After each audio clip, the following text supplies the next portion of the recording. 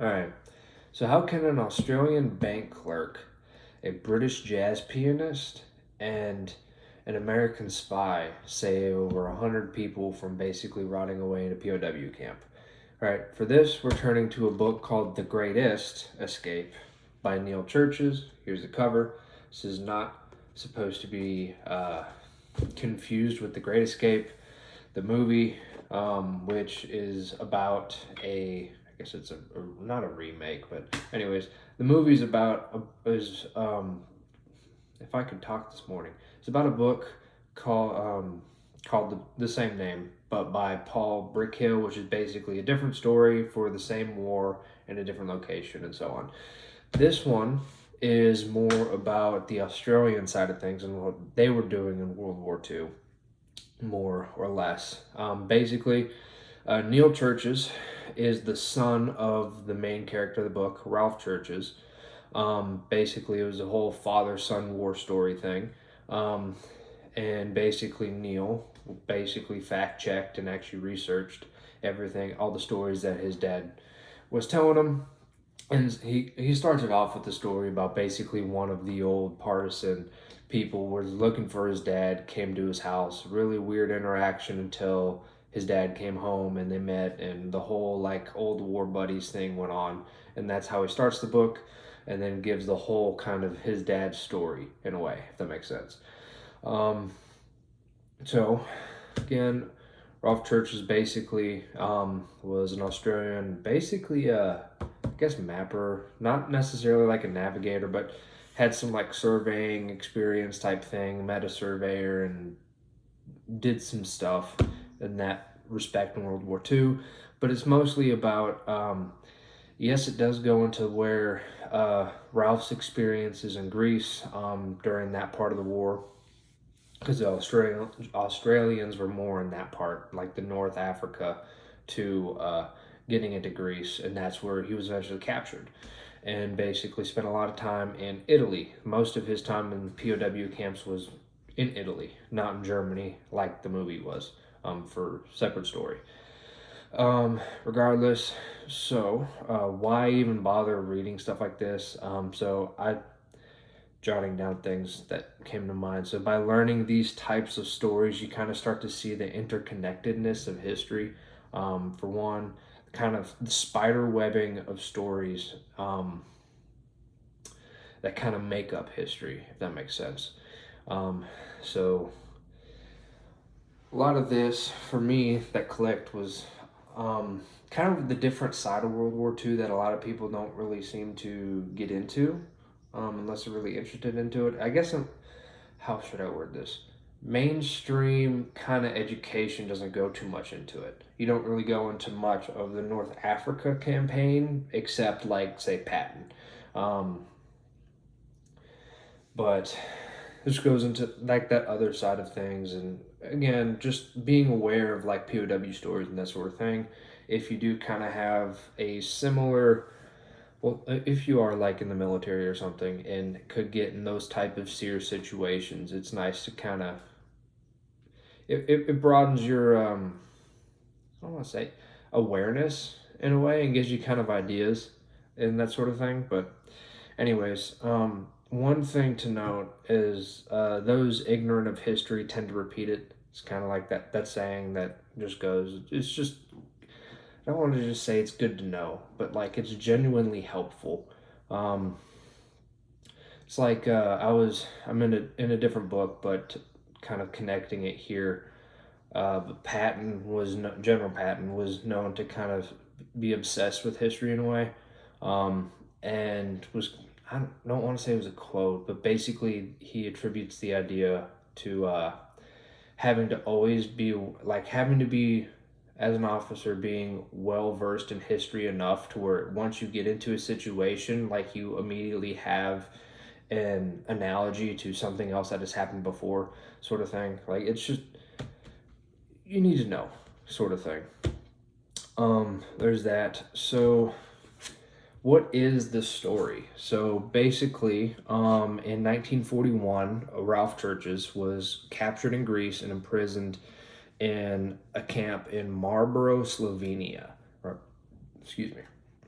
which is like directly east of the northern part of Italy, right?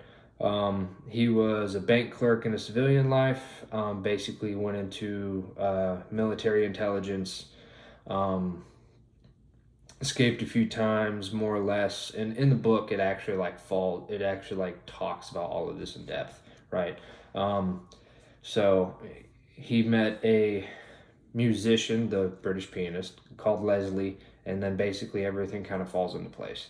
Um, Basically, this whole book recounts this whole story, mostly after he kind of like meets Leslie, and they meet with like a partisan, which is kind of like the Italian resistance in a way, all right? No, Slovenian resistance. It all kind of melds in that part toward especially Slovenia, where it eventually kind of, when it got into that whole part of like Yugoslavia and all that, and it's all kind of mixed, and politics and stuff is weird in that respect. One thing I'll say that this book kind of opened my eyes about is the differences in opinions in a way. So he talks a lot about communism, because that was a big part. The Slovenians, or the partisans, were kind of a communist part, defeating the fascists and that sort of thing with Mussolini in Italy. Um, and eventually Hitler himself in Germany, when they kind of took more of that respect. But basically, like they always thought of the communists as more of like patriots, and it gets more into this in the end of it when you actually get into like the politics of it ending and all that. But regardless, to continue, so and when was this? 2014. So Ralph Church is the person the book's actually about, was actually the last POW alive from this 106-man group that he helped escape. Basically, like he had like an original 7 where they first got out of the camp, like how they made people work, and they'd like take them out on the train to their work site to build a railroad, and then basically 7 of them escaped, met up with the partisans, got like a resistance group together, and then was able to convince them to come back and save basically 100 others, and tried to move this whole 106-man group through the Slovenian mountains and such to eventually escape. So after that, this is kind of the story, more or less.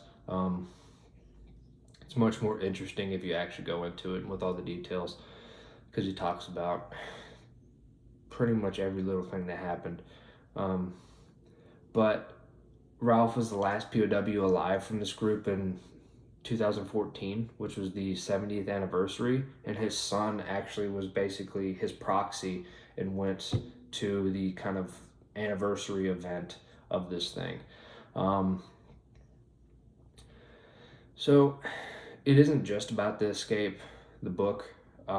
Again, it does go quite in depth with Ralph's excursions in North Africa and Greece up to his capture. It does talk about the more of like an article or short story that Ralph writes himself called "100 Miles as the Crow Flies." That was kind of his name was the Crow, his like kind of I don't want to say alter ego, but his persona during this whole event. One thing that I thoroughly enjoyed was in the appendix. It actually, like, to give merit, I guess, to basically making it believable that this is actually a true story sort of thing. It gives the name and service number of all of the escapees and like the what country they're from sort of thing. And he asked for like further information too, like, so in the appendix says the authors have attempted to contact the families of all the escapees and all those who assisted the escape. However, this was not always possible.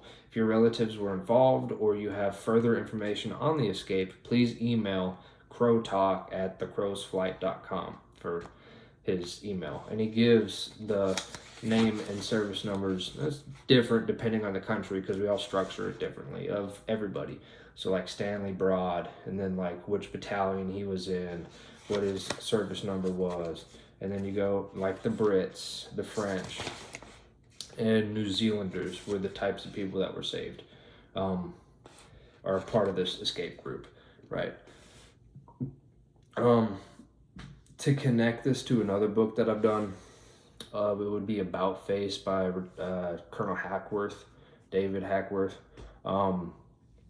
Mostly because this is the end of World War II, in that part, and Colonel Hackworth actually got his start.